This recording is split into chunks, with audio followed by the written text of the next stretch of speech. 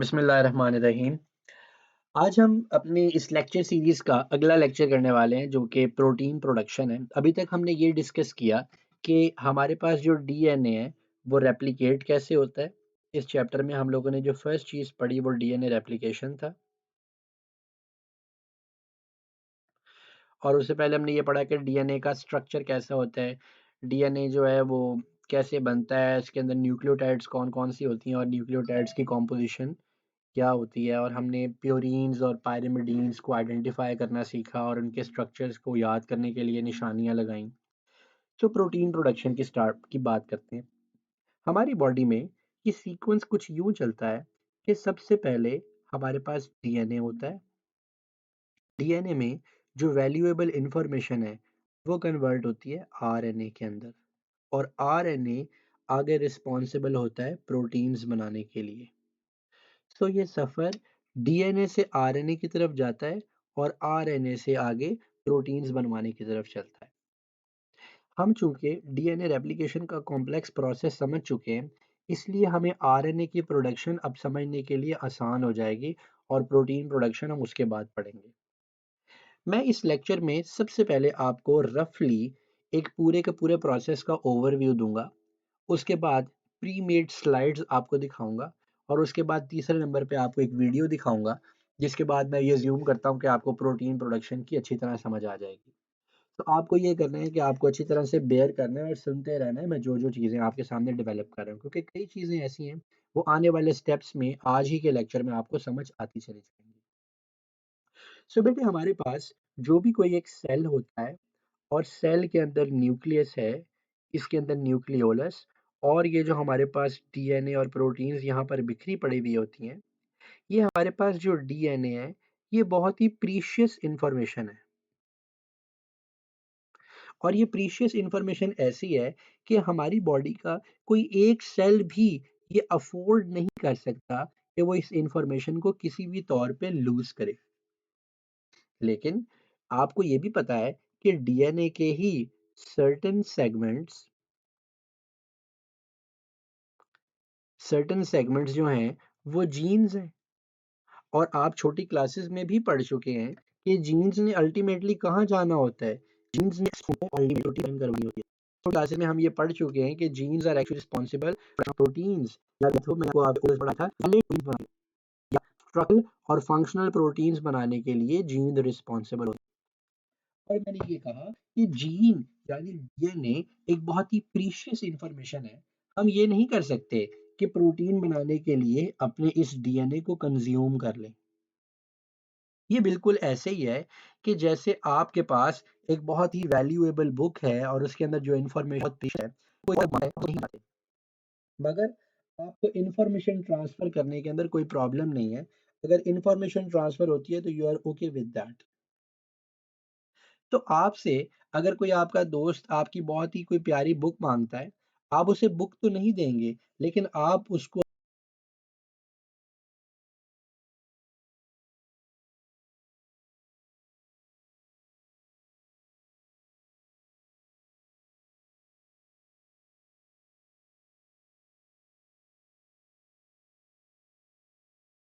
अपनी उस बुक की फोटोकॉपी करवाने की इजाज़त ज़रूर दे देंगे, राइट? आप उससे कहेंगे कि आप इसकी कॉपी करवा लो। कॉपी करवाने में फ़ायदा क्या होगा कि सारी की सारी इन्फॉर्मेशन जो आपकी उस बुक में थी, वो सारी की सारी इन्फॉर्मेशन कॉपी होकर उस कॉपी में चली जाएगी और आपकी जो ओरिजिनल बुक है, वो भी आपके पास सेफ एंड साउंड रह जाएगी। कुछ इसी तरह डीएनए और आरएनए की भी सूरत-ए-हाल है। अभी हम लोग डायरेक्टली प्रोसेस की तरफ चलते हैं।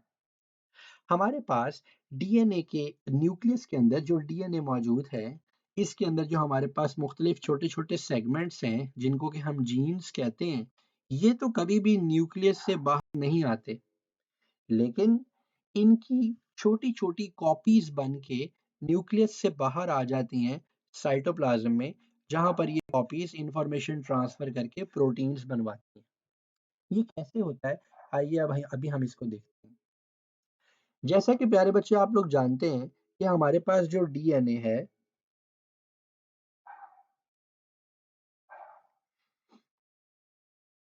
शायद आपको इम्पल्स के बोलने की आवाज आ रही हो।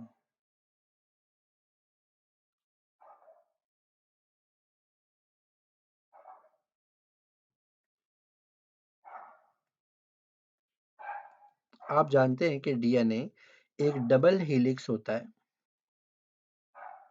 और इसके अंदर न्यूक्लियोटाइड्स पेयर्स की फॉर्म में होते हैं। सबसे पहले क्या होता है कि हमारे इस डीएनए के अंदर एक एंजाइम, अब मैं उसकी डिटेल में नहीं जाऊंगा क्योंकि वो सिलेबस में इंक्लूडेड नहीं है। एक एंजाइम आता है और डीएनए को ओपन करके एक वॉबल बनाता है।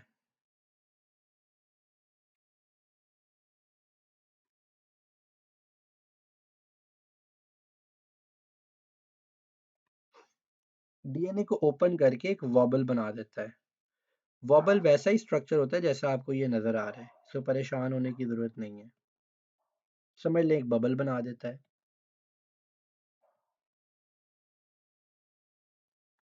आप जानते हैं कि डीएनए में लीडिंग और लैगिंग स्ट्रैंड्स चल रहे होते हैं। एक 3 to 5 मूव कर रहा है और एक 5 to 3 मूव कर रहा होता है। यही ज़हन में रखिए। फॉर एग्जांपल, अगर ये 3 प्राइम एंड है तो ये 5 प्राइम एंड होगा, और अगर ये 3 प्राइम एंड है तो ये 5 प्राइम एंड होगा।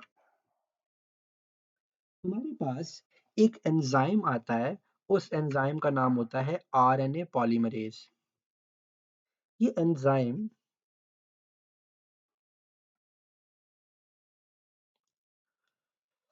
हमारे इस डीएनए के उस सेगमेंट के ऊपर आकर अटैच होता है जो हमारा जीन है।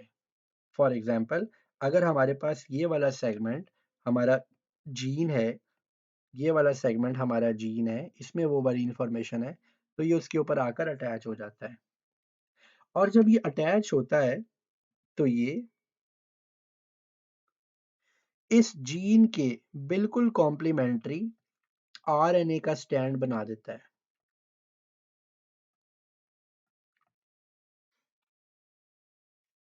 याद रखिए, हमारे पास ये वाली जो चीज, ये वाला जो ओरिजिनल स्ट्रैंड है, ये डीएनए का स्ट्रैंड है।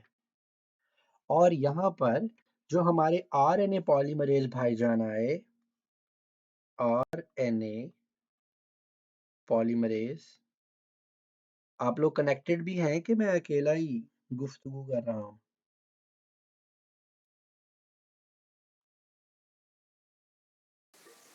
जी सर, कनेक्टेड है। अलीशा जमील, क्या हाल है तुम्हारा? सर आप सुनाएं। मैं ठीक ठाक। मैं तो सुना ही रहा हूँ। अच्छा जी, तवज्जो कीजिए। तो ये जो आरएनए सर पॉलीमरेज है, सुनाई जाए, अच्छे लग रहे हैं। जी जी, सर मैं कह रहा हूँ आप सुनाई जाए, अच्छे लग रहे हैं आप। अच्छा अच्छा, तो ओके ओके। अच्छा, ये जो आरएनए पॉलीमरेज है, ये जो आपके सामने डीएनए को कॉपी करके कॉम्प्लीमेंट्री स्ट्रैंड बना रहे हैं, ये स्ट्रैंड आरएनए का बन रहा है। अब आप लोग प्यारे बच्चों पिछले लेक्चर में अच्छी तरह सुन चुके हैं कि डीएनए और आरएनए के अंदर क्या-क्या डिफरेंसेस होते हैं। एक डिफरेंस तो उनकी शुगर का है कि एक में डीऑक्सी राइबोज होती है और एक में राइबोज शुगर होती है। और दूसरा डिफरेंस ये है कि हमारे इस डीएनए में, फॉर एग्जांपल इस सेगमेंट को देखते हैं, A, T, T, C, C, A, T, A, C, G, C, G, C, T and A. अगर हमारे पास यहाँ पर न्यूक्लियोटाइड्स यूं थी, तो आरएनए के अंदर कुछ डिफरेंस आएगा, और वो डिफरेंस ये होगा कि आरएनए में हमेशा टी जो है वो रिप्लेस हो जाता है यू से। यानी थायमीन की जगह जो हमारे पास न्यूक्लियोटाइड लगती है वो यूरासिल होती है। तो जिस जगह पर भी थायमीन को होना है उस जगह पर यूरासिल होगी। तो यहाँ पर आप खुद ही देख सकते हैं, स्ट्रैंड कुछ यूं बनेगा, यू ए, ए, जी, जी। अब ए की बजाय टी की बजाय, ए के साथ टी लगना था, टी की बजाय यू, टी के बाद ए लगना है तो ए ही लगेगा, ए के बाद फिर यू लग गया, फिर जी, फिर C, फिर G, फिर C, फिर G, फिर T के बाद A लगा और A के साथ यहाँ पर U लग गया। बेटा मैंने ये इतनी लंबी बात इसलिए की ताकि आप लोगों के जहन में ये बात नशीन हो जाए और आपको याद रहे कि RNA और DNA के अंदर जो डिफरेंसेस बन रहे हैं वो क्या डिफरेंसेस हैं। अब हम आगे चलते हैं। जब हमारे पास ये RNA बन जाएगा, जैसा कि मैंने आपको यहाँ बताया इस जगह पर कि ये DNA ओरिजिनल अपनी जगह ही रहेगा और इसमें से RNA जब निकलेगा तो RNA बाहर आ जाएगा साइटोप्लाज्म में। ये जो RNA बना है प्यारे बच्चों, ये एक मैसेज कैरी कर रहा है। ये क्या मैसेज कैरी कर रहा है? कोई आप में से बताएगा? कोई ज़हमत करेगा बताने की?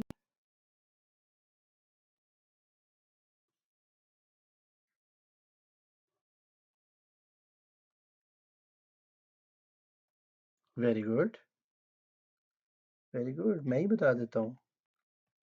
ये जो RNA अब अंदर से बाहर आया है, सर ये बताएगा ना कि प्रोटीन कौन सी बनेगी?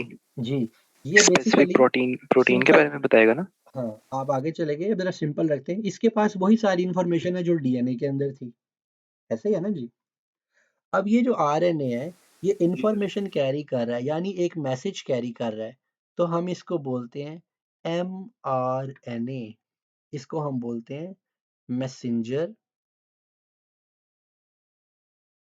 RNA। क्या बोलते हैं इसको? Messenger RNA। ये मैसेंजर RNA बाहर निकलेगा और साइटोप्लाज्म में आ जाएगा। साइटोप्लाज्म में हमारे पास राइबोसोम्स मौजूद होते हैं।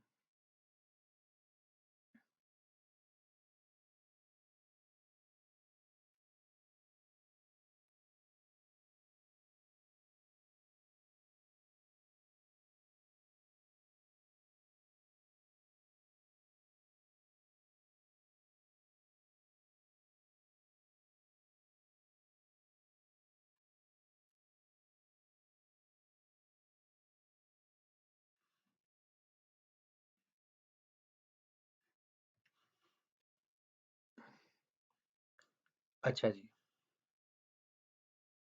तो मैं आपको बता रहा था कि साइटोप्लाज्म में हमारे पास राइबोसोम्स मौजूद होते हैं।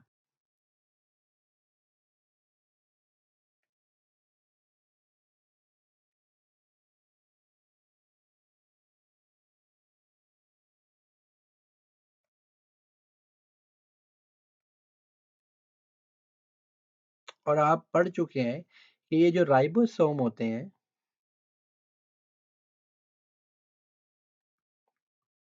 ये साइट होते हैं प्रोटीन सिंथेसिस के लिए।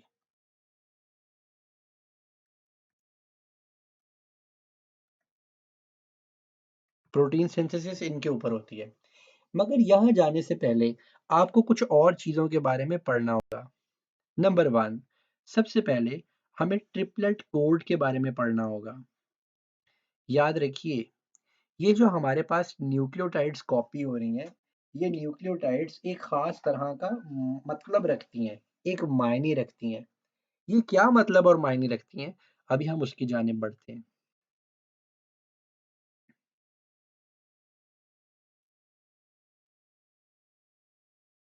सर, जी,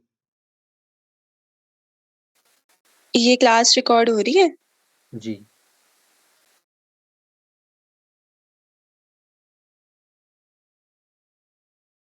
क्यों बेटे?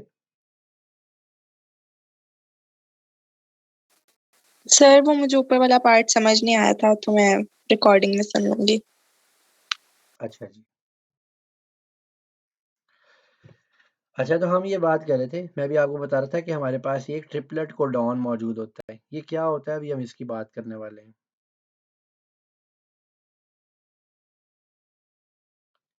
ये जो न्यूक्लियोटाइड्स हैं, अभी हमने बोला ए C T G A you जो बोल रहे हैं, ये ज़रा आप मेरे साथ रीड कीजिए। वो कहता है कि ट्रिपलेट कोड क्या है? जो न्यूक्लियोटाइड्स का सीक्वेंस होता है, जो डीएनए में है, वो एक कोड होता है अमाइनो एसिड्स का। एक पॉलीपेप्टाइड बनाने के लिए। अभी हमें एक डीएनए का हम सेगमेंट देखेंगे।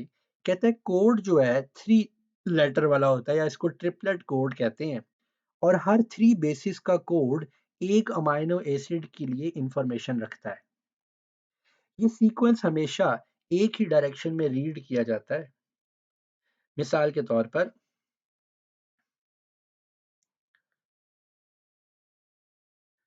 जैसे हमारे पास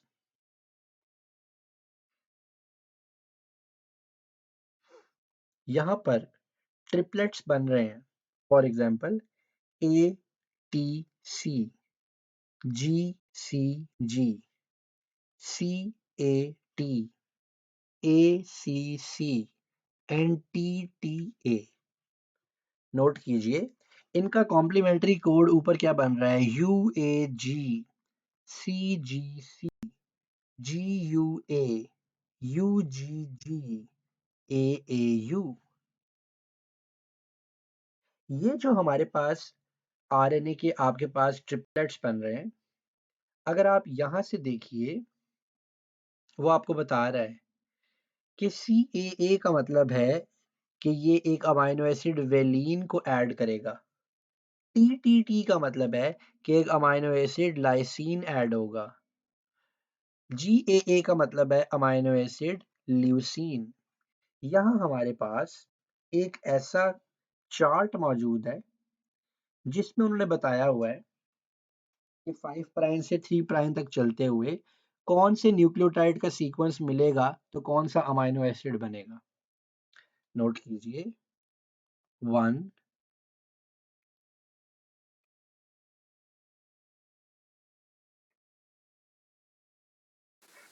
सर ये याद करना पड़ेगा। फिक्र ना करें, आपको ये याद नहीं करना होगा। ठीक 1 है सर। 2 3 4 5 6 7 8 9 10 11 12 13 14 15 16 17 18 19 20 21 22 23। ये जो 23 अमाइनो एसिड्स हैं, हर एक अमाइनो एसिड के लिए मुख्तलिफ कोड्स हो सकते हैं। फॉर एग्जांपल पहले वाले के लिए देखिए, पहला यू, फिर यू, फिर यू। इसका मतलब ये कि ये PHE वाला अमाइनो एसिड कोड होगा। UUC से भी यही कोड होगा। UUA से ल्यूसीन कोड होगा। UUG से भी यही। UCU से सीरीन कोड होगा। यानी ये जितने भी कॉम्बिनेशंस आप देख रहे हैं ये इस अमाइनो एसिड को कोड कर रहे हैं। यहाँ पर आप देखिए आपके पास 3 सीक्वेंस ऐसे हैं जिनके आगे आपको डॉट्स लगे हुए नजर आ रहे हैं। इनको बोलते हैं स्टॉप कोडॉन्स। ये स्टॉप कोडॉन्स कौन कौन से हैं? कोई बताएगा कौन कौन से बन रहे हैं स्टॉप कोडॉन्स जो स्टॉप सिग्नल देते हैं? सर ये वाले जिनके आगे डॉट लगे हुए हैं। हाँ क्या बनेंगे ये? Sir U A UAA A, शाबाश। U A U C, A A A G, A U A G and U A U G G. जी सर, और यू तीसरा A G, U U G G G A. UGA A. मैंने ये जब 2019 या 2020 चल रहा था और कोविड बहुत ज़्यादा थे, कोविड का बहुत ज़्यादा चल रहा था, तो मैं वो एक जब ईयर ख़त्म हुआ तो जैसे लोग न्यू ईयर के स्टेटस लगाते हैं, तो मैंने बायोलॉजी के सब लोगों को टैग करके ये स्टेटस लगाया कि 2020 मैं तुम्हें सिर्फ ये कहूँगा UAA, UAG, UGA कि तुम दफ़ा हो जाओ, ख़त्म हो जाओ, ख़त्म हो जाओ, राइट? जितने लोग मार दिए कोरोना से तुमने। ये स्टॉप सिग्नल होता है, स्टॉप को डाउन होता है। अच्छा ये बेटे आपको याद करने हैं, ये आपको याद करने हैं, ये 3 स्टॉप सर सिर्फ सिग्नल्स। स्टॉप कोडॉन्स याद करने हैं। हाँ जी, सिर्फ स्टॉप को डाउन्स याद करने हैं। अच्छा, आपको ये तो पता चल गया ना कि ये जो हम कहते रहे हैं आज से पहले तक कि ये न्यूक्लियोटाइड इन्फॉर्मेशन है, न्यूक्लियोटाइड इन्फॉर्मेशन है, ये इन्फॉर्मेशन किस फॉर्म में? अब थोड़ी ही देर बाद आपको इसकी और डिटेल पता चलेगी। ये देखिए, सर ये जो हमने उससे पहले जो बनाए थे कॉम्बिनेशंस जी जैसे बाकी थे उन सबको भी कोडॉन्स ही कहते हैं। जी, उन सबको भी कोडॉन्स ही बोलते हैं। अब नोट कीजिए ज़रा, ठीक है सर। ये आपके सामने एक फिगर है और डीएनए का आपके सामने एक डबल स्ट्रैंड मौजूद है, 3 to 5 एंड 5 to 3 प्राइम। याद रखिएगा, ये जो कोड है ना जिससे आरएनए बनता है, वो हमेशा 5 to 3 वाला स्ट्रैंड होता है। ये याद रखने वाली बात है। यानी ये जो 5 to 3 वाला स्ट्रैंड है, ये ही कन्वर्ट होके आरएनए बनेगा, 3 to 5 ऊपर वाला नहीं बनेगा।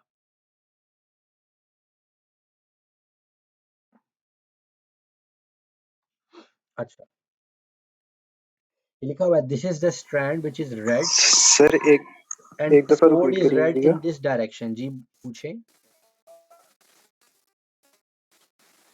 पूछें। सर मैं कहता एक दफा दोबारा रिपीट करिएगा। हाँ, दोबारा रिपीट करता हूँ। मैं कह रहा हूँ कि ये जो डीएनए का सर ये आपके एक दफा सामने एक, दोबारा रिपीट कर देगा जो आपने बात कही थी। ओके, कौन सा? मैं आपसे ये कह रहा था कि जो आपके सामने डीएनए का आपको डबल स्ट्रैंड नजर आ रहा है, एक 3 to 5 डायरेक्शन में जा रहा है और एक 5 to 3 डायरेक्शन में जा रहा है। हमेशा जो डीएनए आरएनए के अंदर कन्वर्ट होता है, यानी जिस डीएनए से कॉम्प्लीमेंट्री आरएनए बनाया जाएगा, फॉर एग्जांपल अगर ये डीएनए तो यहाँ पर आरएनए बनना शुरू हो जाएगा लाइक दिस। ये हमेशा 5 to 3 जाने वाले DNA, 5 to 3 prime direction DNA से आरएनए बनेगा, ऊपर वाले 3 to 5 वाले से नहीं बनता। ठीक सर समझ आ गया। ठीक हो गया, उसके जो कॉम्प्लीमेंट्री बेसिस हैं वो लगेंगी आरएनए के अंदर। ठीक है, अब आप ये देखिए कि ये एक ऐसी लेंथ ऑफ डीएनए है जो 4 अमाइनो एसिड्स को कोड कर रही है। एक ये वाला, 2, 3 एंड दिस 4। समझ आई? ट्रिपलेट्स जो बन रहे हैं हमारे पास।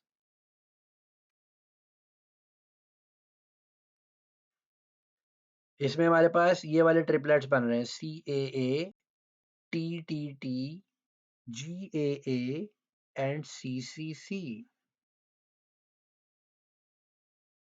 आगे चलते हैं।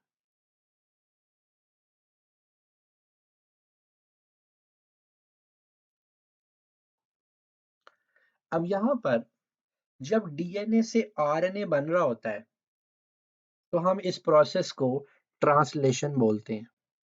ट्रांसलेशन, कन्वर्शन ऑफ डीएनए या production of RNA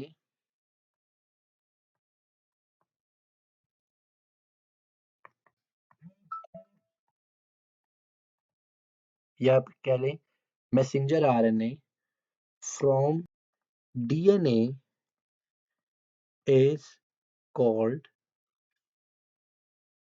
translation. Translation. अब फर्ज कीजिए ये आपके पास एक कोड बन गया है एक प्रोटीन का, मैसेंजर आरएनए आपके पास आ गया है। और अब मुझे बार बार शायद ये बात कहने की जरूरत नहीं है, ये हमारे पास जो ट्रिपलेट्स आए हैं इसमें AUG, फिर UGC, फिर AAG, फिर UCC, फिर GGA और CAG। ये हमारे पास 1, 2, 3, 4, 5 और 6 ट्रिपलेट्स आ गए। अब देखते हैं कि इस mRNA से होता क्या है, ये mRNA आगे जाके करेगा क्या। Now let's see.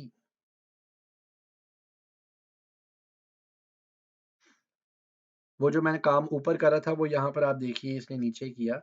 Messenger RNA को उसने ये सारे जो ट्रिपलेट्स थे इनको कलर करके दिखा दिया कि ये कोडॉन्स हैं। अब मैसेंजर आरएनए में न्यूक्लियोटाइड के सीक्वेंसेस कोडॉन्स कहलाते हैं। हम ये कह सकते हैं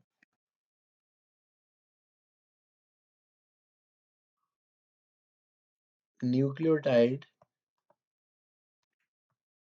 sequences in messenger RNA are called codons. Codons. अब क्या होगा? अब बेटे कहानी में एक शिफ्ट आएगा और वो शिफ्ट ये है कि हमारे पास एक और आरएनए होता है जिसको हम बोलते हैं ट्रांसफर आरएनए, इसको हम टीआरएनए भी बोलते हैं।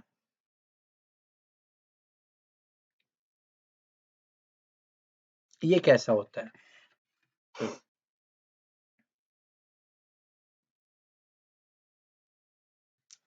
ट्रांसफर आरएनए बड़ा प्यारा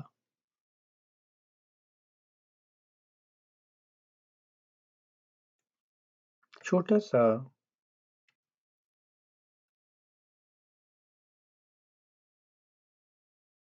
एक ऐसा स्ट्रक्चर होता है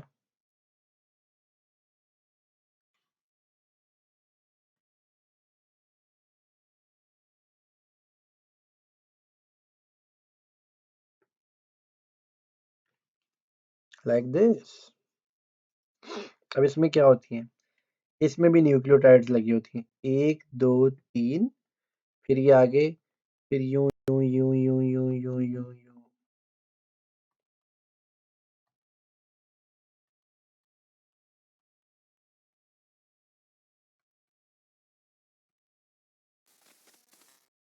सर इस स्ट्रक्चर का नाम आरएनए?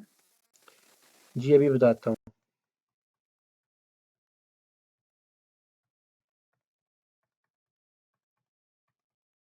आपने घबराना नहीं बेटा, ये एक ऐसा आरएनए है, इसको हम बोलते हैं ट्रांसफर आरएनए। ट्रांसफर आरएनए, और इस ट्रांसफर आरएनए के ऊपर क्या लगा हुआ होता है? एक अमाइनो एसिड।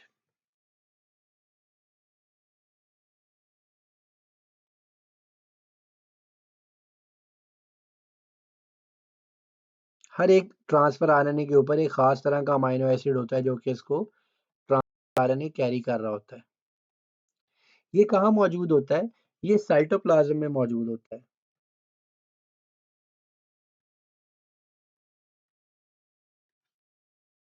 अब ट्रांसफर आरएनए के यहाँ पर जो सीक्वेंस मौजूद है, फॉर एग्जांपल यू सी जी, इसको बोलते हैं एंटीकोडॉन।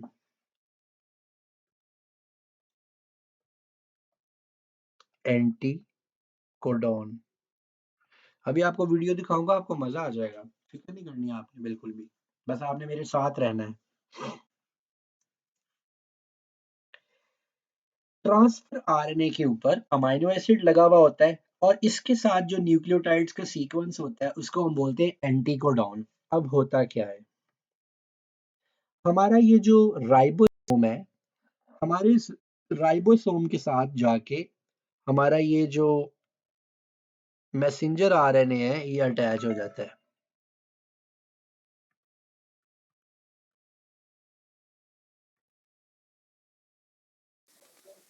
सर ग्रुप में स्टूडेंट्स मैसेज कर रहे हैं कि एकदम चेक कर लें। क्या कह रहे हैं ग्रुप में? सर वो कह रहे हैं कि एडमिट कर लें। हेलो, फिर कर लिया हॉस्पिटल में एडमिट?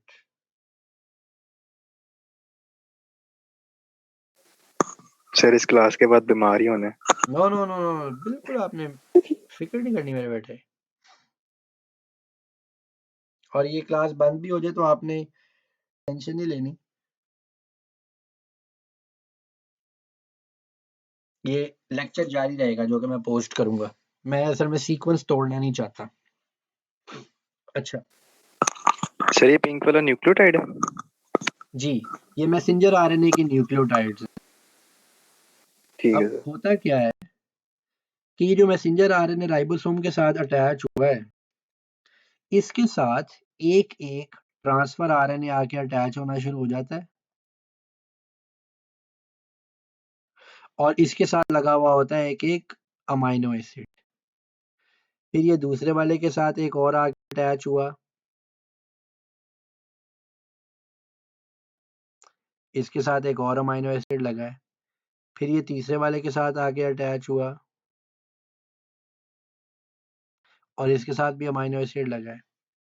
जैसे मशीन गन में से जैसे मशीन गन में से गर्र गोलियां निकलती चली जाती हैं और उसका पटा आगे आगे मूव करता जाता है ना, बिल्कुल इसी तरह ये जो हमारा मैसेंजर आरएनए प्यारे बच्चों, ये आहिस्ता आहिस्ता आगे मूव करता चला जाता है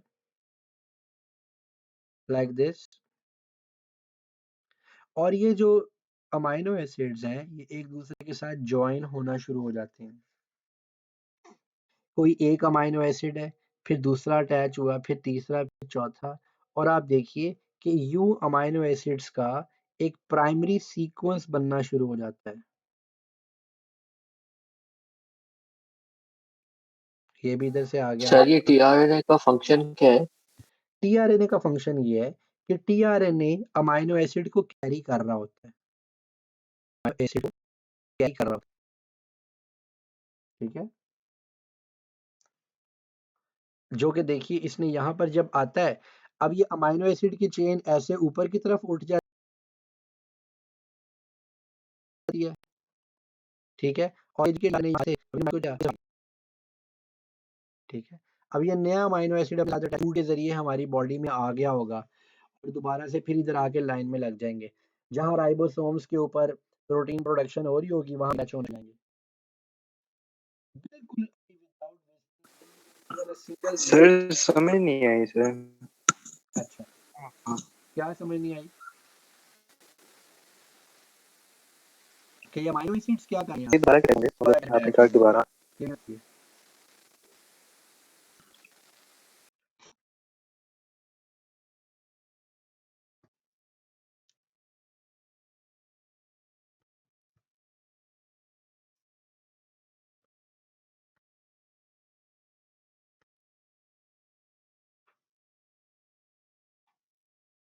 चल जाओ भाई, चल जाओ।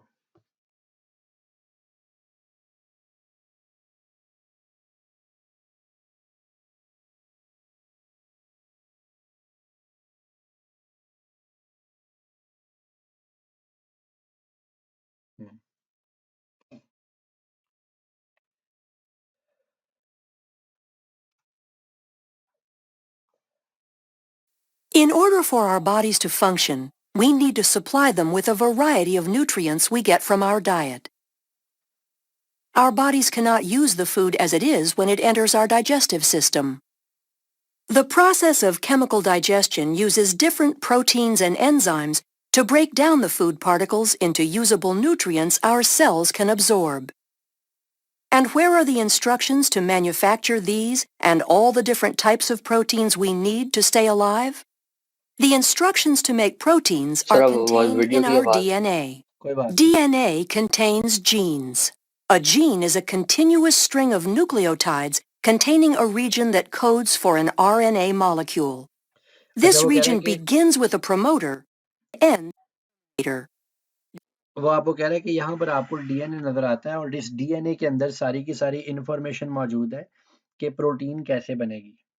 ये प्रमोटर रीजन वाली जो बात कर रहा है इसको इग्नोर कर दें। वो कह रहा है कि इस डीएनए से बेसिकली आपके पास प्रोटीन्स बननी है।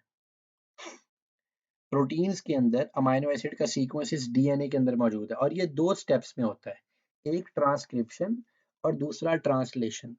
सबसे पहले ट्रांसक्रिप्शन की बात करेंगे कि ट्रांसक्रिप्ट का बनना। ट्रांसक्रिप्ट वो फोटोकॉपी है, आप देखिए, और ट्रांसलेशन क्या है? ये देखिए मैसेंजर आरएनए एक दूसरे के साथ अटैच हो रहे हैं। अभी इसकी बात, इसको भी हम डिटेल में देखेंगे। अब वो बताता है कि सबसे पहले क्या होता है कि आपका जो डीएनए है, इस डीएनए की अंदर एक वॉबल बनता है, एक आरएनए पॉलीमरेज आके इसके साथ अटैच होता है, इसको ओपन करता है। सबसे पहले अब ये इनिशिएशन एलोंगेशन इसको हम इग्नोर करेंगे। एक खास जगह होती है जहां से आगे हमारा जीन मौजूद होता है डीएनए, इतने बड़े डीएनए के अंदर, वहां पर जाकर ये अटैच करता है और डीएनए को ओपन कर लेता है। जैसे डीएनए को ओपन करेगा,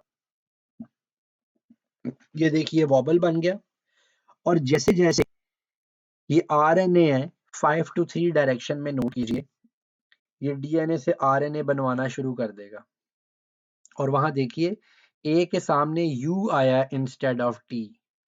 अब ये जो आरएनए बन रहा है ये मैसेंजर आरएनए है जो डीएनए का मैसेज कैरी कर रहा है, और ये मैसेंजर आरएनए जो बन गया जिसके अंदर डीएनए का ओरिजिनल मैसेज मौजूद है, ये यहाँ से निकलेगा और बेसिकली ये आपके अब साइटोप्लाज्म में चले जाएगा। अब ये न्यूक्लियस वाले रीजन से बाहर निकल जाएगा। ये इसके अंदर इंट्रॉन एक्सॉन की बात करेगा, इसको हम इग्नोर कर देते हैं, हमारे सिलेबस पार्ट नहीं है, ये क्लासेस में पढ़ेंगे। फिलहाल ये समझें कि आपके पास ये जो मैसेंजर आरएनए बन गया है, अभी इसके साथ क्या अभी आपको पता चलेगा।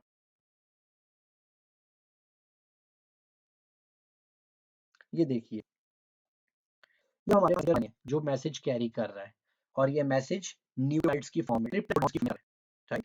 अब ये आपको चार्ट आएगा कि हर एक प्रोटॉन कौन से अमीनो एसिड कोड करता है, ये चार्ट हमारे पास मौजूद है। अब ये आएगा कि ये स्टार्ट कोड AUG होता है, AUG। आरएनए जो हमारा राइबोसोम है वो मैसेंजर आरएनए के साथ अटैच हुआ, और ये आपके सामने जो अब दूसरा स्ट्रक्चर आया है, दिस इज ट्रांसफर आरएनए। इसके ऊपर ये जो मोती सा लगा हुआ है, ये मोती अमाइनो एसिड है, और इसके पास भी न्यूक्लियोटाइड्स की इंफॉर्मेशन है, क्योंकि इसने कॉम्प्लीमेंट्री जगह पे जाकर अटैच करना है। हमारे साइटोप्लाज्म में ट्रांसफर आरएनए खुले फिर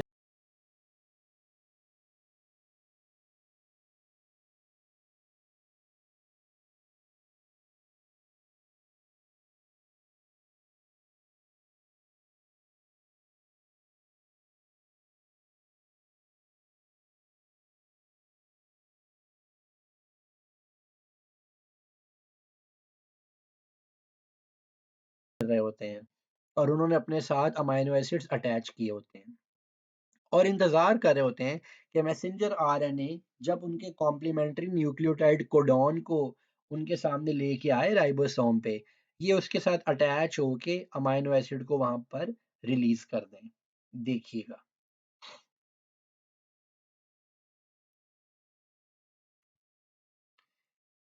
अब इसके पास नीचे एंटी कोडॉन है जो कि कॉम्प्लीमेंट्री कोडॉन के साथ जाकर अटैच हुआ।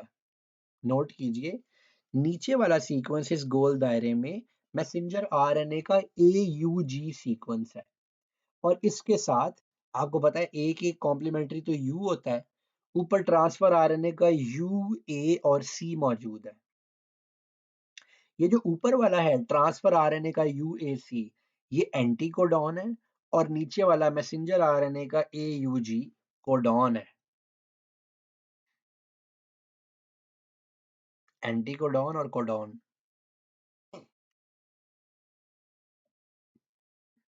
अभी और मैसेंजर आरएनए आते ट्रांसफर आरएनए आते जाएंगे, और पेप्टाइड बॉन्ड्स बनते जाएंगे इन अमाइनो एसिड्स के दरमियान। प्रोटीन का बनना ट्रांसलेशन कहलाता है।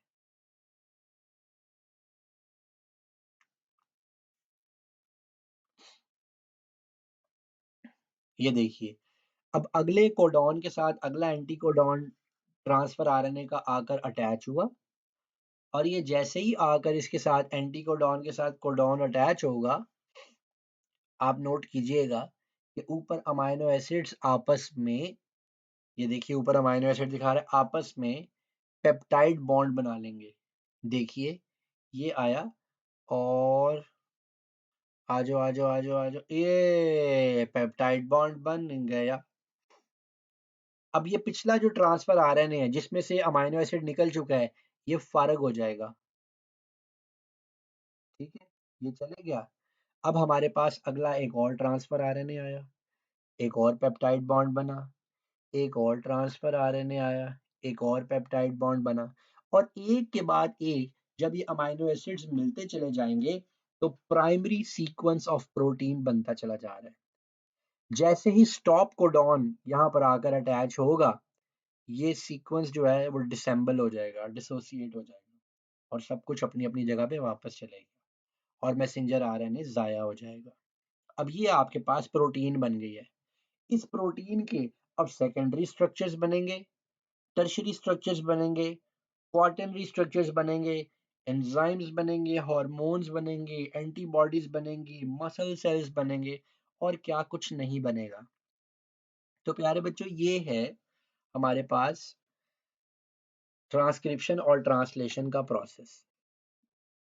अभी मैं आप लोगों को थोड़ा सा गैप दूंगा। आप इस वीडियो को एक बार देखिए, एक बार देखने के बाद दोबारा फिर देखिए। अच्छा ये तो एंड हो गई भी है।